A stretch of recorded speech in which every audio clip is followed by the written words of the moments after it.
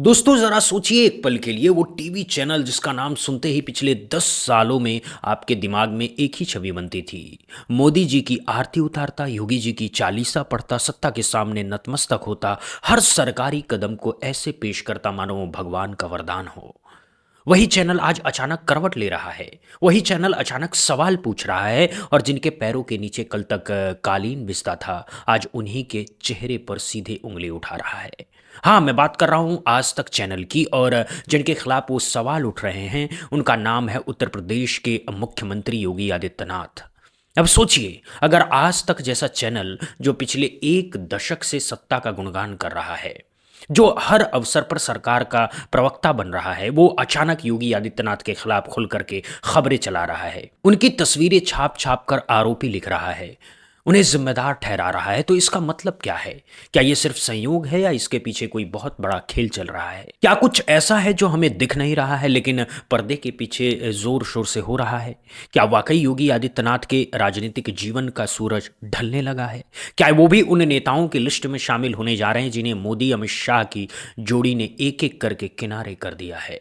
नमस्कार दोस्तों, बहुत बहुत स्वागत है आपका। आज की वीडियो में मैं आपको एक ऐसी बात बताऊंगा जो आपको हैरान कर देगी। ये कहानी सिर्फ एक चैनल और एक मुख्यमंत्री की नहीं है। ये कहानी भारतीय राजनीति की उस गहरी साजिश की है जिसमें कोई भी बड़ा नेता जो शीर्ष नेतृत्व से बड़ा दिखने लगता है, उसका धीरे धीरे सलीके से बिना किसी शोर के काम तमाम कर दिया जाता है। तो शुरू करते हैं इस पूरे मामले को। सबसे पहले मैं आपको बताता हूं कि क्या हुआ है। उत्तर प्रदेश की राजधानी लखनऊ में एक भयानक अग्निकांड हुआ था। एक कोचिंग सेंटर या यूं कहें कि एक लाइब्रेरी में आग लग गई थी और इस आग में करीब 15 लोगों की मौत हो गई। ये कोई छोटी घटना नहीं थी दोस्तों, ये एक त्रासदी थी। 15 जिंदगियां खत्म हो गई, 15 परिवार बर्बाद हो गया, 15 माताएं अपने बच्चों के लिए रोई, 15 घरों के दिए बुझ गए और इस घटना ने पूरे उत्तर प्रदेश को हिला करके रख दिया। अब इस तरह की घटना में जब मुख्यमंत्री मिलने पहुंचते हैं तो आमतौर पर क्या उम्मीद होती है कि वो पीड़ितों के दर्द को समझें, उन्हें सहारा दें, ढाढ़स बढ़ाएं, उनकी पीड़ा को बांटें, उनकी आंखों में आंखें डाल करके भरोसा दिलाएं कि न्याय होगा।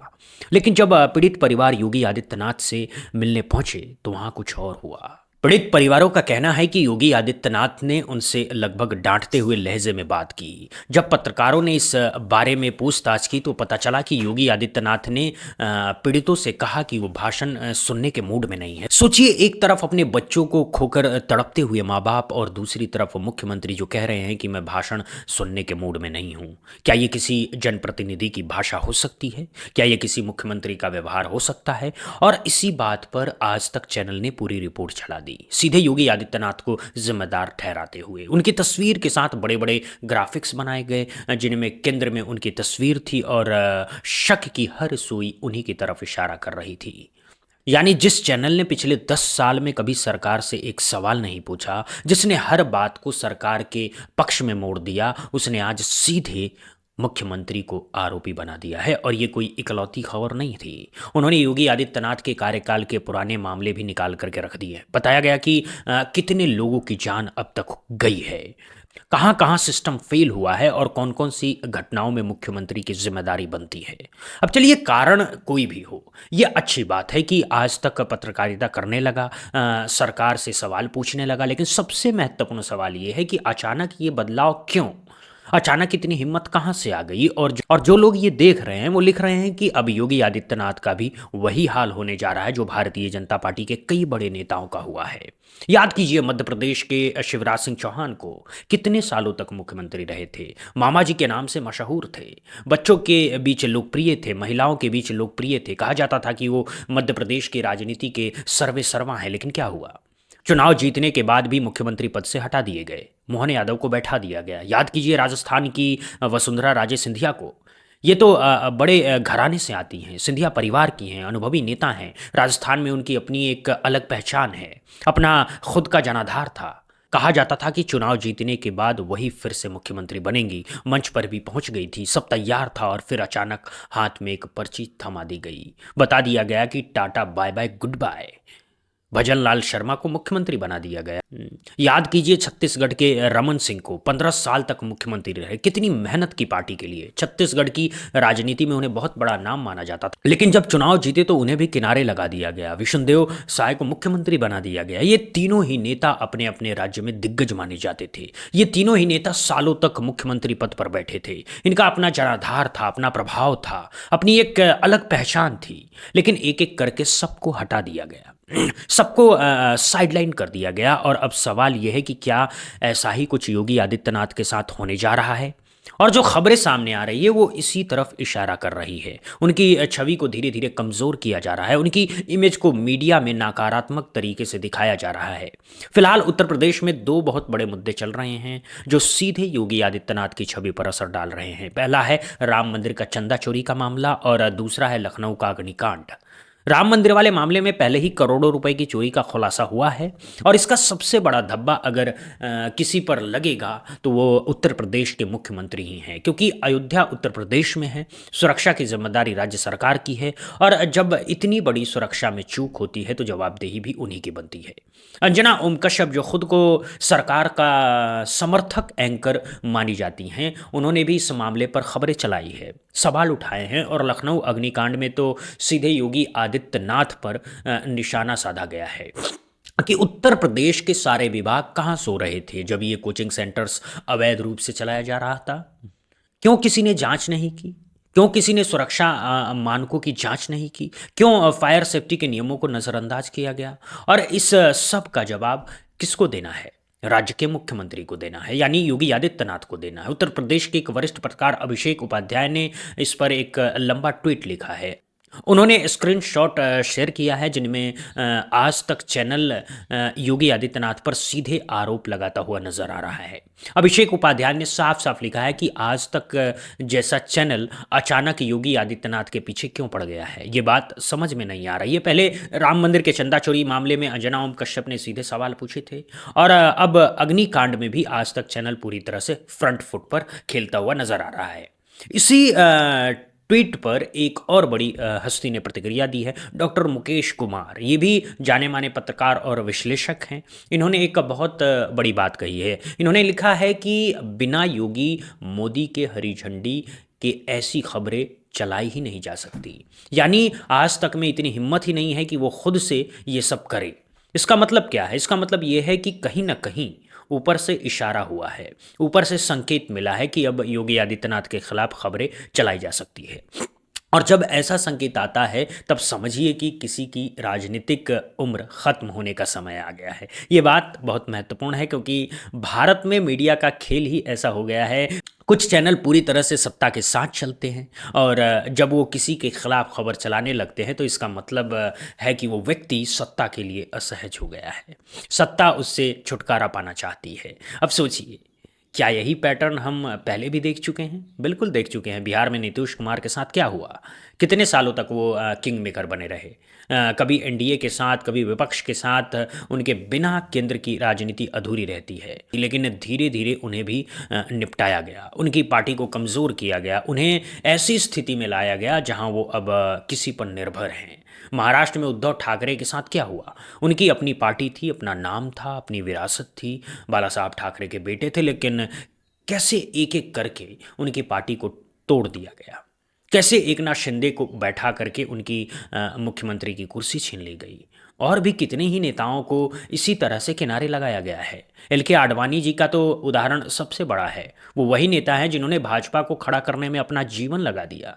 राम मंदिर आंदोलन के सबसे बड़े चेहरे थे, उनके बिना भाजपा की कल्पना भी नहीं की जा सकती थी। लेकिन जब उन्होंने जिन्ना पर एक बयान दिया तो उन्हें भी मार्गदर्शक मंडल में डाल दिया गया, सक्रिय राजनीति से बाहर कर दिया गया और अब पूरी तरह से वो हाशिए पर हैं। ये सब उदाहरण बताते हैं कि मोदी और अमित शाह की राजनीति बहुत साफ है।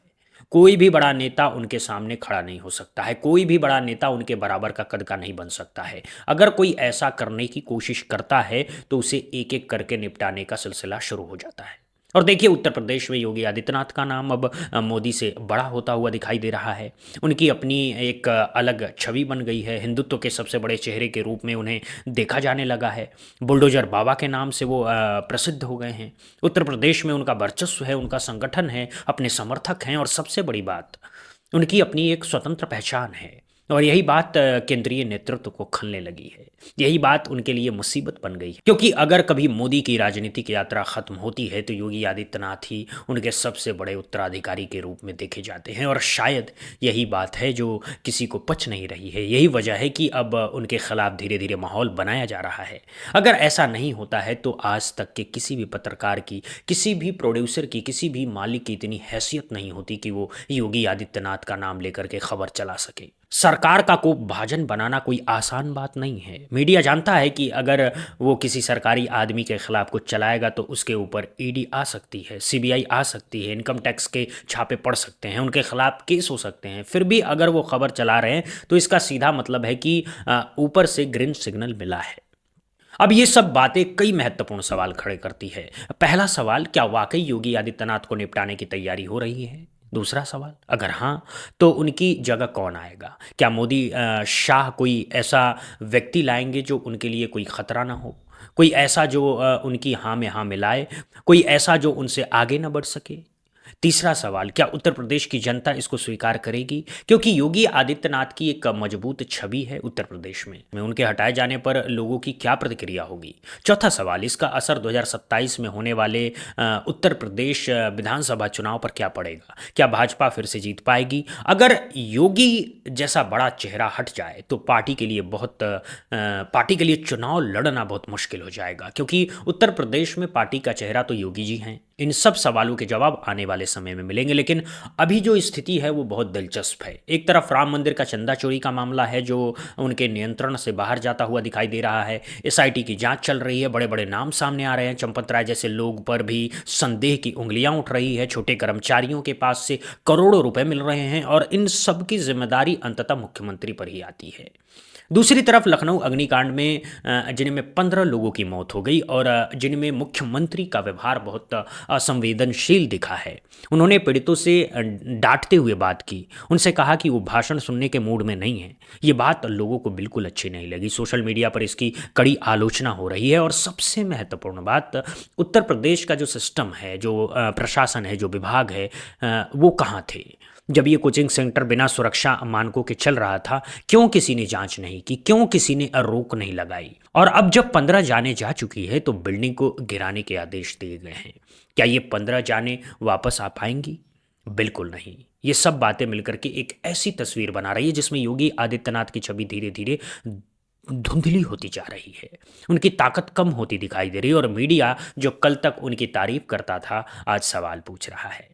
अब आइए मैं आपसे कुछ बातें साझा करता हूं जो मेरे मन में आ रही है। मुझे लगता है कि भारतीय राजनीति में एक बहुत खतरनाक प्रवृत्ति बनती जा रही है, जहां कोई भी बड़ा नेता शीर्ष नेतृत्व के लिए चुनौती नहीं बन सकता। अगर कोई बनता है तो उसे एक एक करके निपटा दिया जाता है। ये लोकतंत्र के लिए दोस्तों अच्छा नहीं है, क्योंकि लोकतंत्र में अलग अलग नेताओं की भूमिका होती है, सबकी अपनी पहचान होती है, सबका अपना जनाधार होता है। लेकिन जब एक ही व्यक्ति या एक ही जोड़ी सबको अपने हिसाब से चलाने लगती है तब सच में लोकतंत्र पर खतरा बढ़ जाता है। और दूसरी बात, मीडिया की भूमिका भी देखिए। जब तक सत्ता ने इशारा नहीं किया तब तक मीडिया चुप था। न राम मंदिर पर सवाल, न लखनऊ अग्निकांड पर, न किसी और मुद्दे पर। लेकिन जैसे ही ऊपर से इशारा मिला उसी पल मीडिया खुल करके सामने आ गया। इसका मतलब क्या है? इसका मतलब है कि हमारा मीडिया अब वो स्वतंत्र पत्रकारिता नहीं कर रहा है जो उसको करनी चाहिए। वो सिर्फ सत्ता के एक हथियार की तरह काम कर रहा है, जिसे जब चाहो चलाओ, जब चाहो रोक लो। ये बात भी हमें सोचने पर मजबूर करती है। और तीसरी बात, इस पूरे मामले में आम जनता का क्या होगा? उत्तर प्रदेश के लोग जिन्होंने योगी आदित्यनाथ को मुख्यमंत्री चुना था, उनकी मर्जी का क्या होगा? अगर उन्हें हटाया जाता है तो क्या ये लोकतांत्रिक मूल्यों के खिलाफ नहीं होगा? क्योंकि मुख्यमंत्री चुनने का अधिकार जनता का है, ना कि किसी केंद्रीय नेतृत्व का। अब आपकी बारी है। आप मुझे कमेंट सेक्शन में ज़रूर बताइए कि आप क्या सोचते हैं। क्या आपको लगता है कि योगी आदित्यनाथ को भी शिवराज, वसुंधरा और रमन सिंह की तरह किनारे लगा दिया जाएगा? क्या आपको लगता है कि आज तक का अचानक योगी के खिलाफ खबरें चलाना एक संकेत है कि उनका समय अब खत्म होने वाला है? क्या आपको लगता है कि आने वाले उत्तर प्रदेश चुनाव में योगी आदित्यनाथ का नाम बदला जा सकता है? अपनी राय ज़रूर शेयर कीजिएगा, क्योंकि लोकतंत्र में आपकी आवाज़ ही सबसे महत्वपूर्ण है। और एक बहुत ज़रूरी बात, चाहे आप योगी आदित्यनाथ की राजनीति को पसंद करते हो या नहीं, चाहे आप उनकी विचारधारा से सहमत हो या नहीं, लेकिन एक लोकतांत्रिक देश में किसी भी निर्वाचित मुख्यमंत्री को इस तरह से अंदर ही अंदर निपटाने की प्रक्रिया गलत है। अगर उनके खिलाफ कोई शिकायत है तो उसके लिए कानूनी रास्ते हैं, संवैधानिक तरीके हैं। मीडिया के माध्यम से सभी खराब करके किसी को राजनीतिक रूप से मारना सही नहीं है। ये एक खतरनाक परंपरा है जो हमारे लोकतंत्र को कमज़ोर करती है। इस वीडियो को लाइक कीजिए अगर आपको पसंद आई हो तो, क्योंकि आपका हर एक लाइक हमारे लिए हौसला है। अगर अभी तक चैनल को सब्सक्राइब नहीं किया तो ज़रूर सब्सक्राइब कीजिए, बेल आइकन दबा दीजिए, ताकि ऐसी हर महत्वपूर्ण खबरें सबसे पहले आप तक पहुंचे। और इस वीडियो को ज़्यादा से ज़्यादा शेयर कीजिए, अपने दोस्तों को भेजिए, अपने परिवारों को दिखाइए, अपने व्हाट्सएप ग्रुप में फॉरवर्ड कीजिए, क्योंकि जब तक लोग जागरूक नहीं होंगे तब तक ऐसी राजनीति चालें यूं ही चलती रहेंगी। ऐसी और भी महत्वपूर्ण खबरों के लिए बुद्धा इंस्पायर्ड के साथ जुड़े रहिए। हम लाते रहेंगे आपके लिए वो खबरें जो बाकी मीडिया दिखाने से डरता है। हम बताते रहेंगे आपको वो विश्लेषण जो पर्दे के पीछे की राजनीति को सामने लाता है। मिलते हैं अगले वीडियो में किसी और ज़रूरी विषय के साथ। तब तक के लिए सवाल पूछते रहिए, जागरूक रहिए और अपने मतदान के अधिकार की कीमत समझिए, क्योंकि लोकतंत्र में आपकी आवाज़ ही सबसे बड़ी ताकत है। बहुत बहुत शुक्रिया दोस्तों, धन्यवाद, नमस्कार।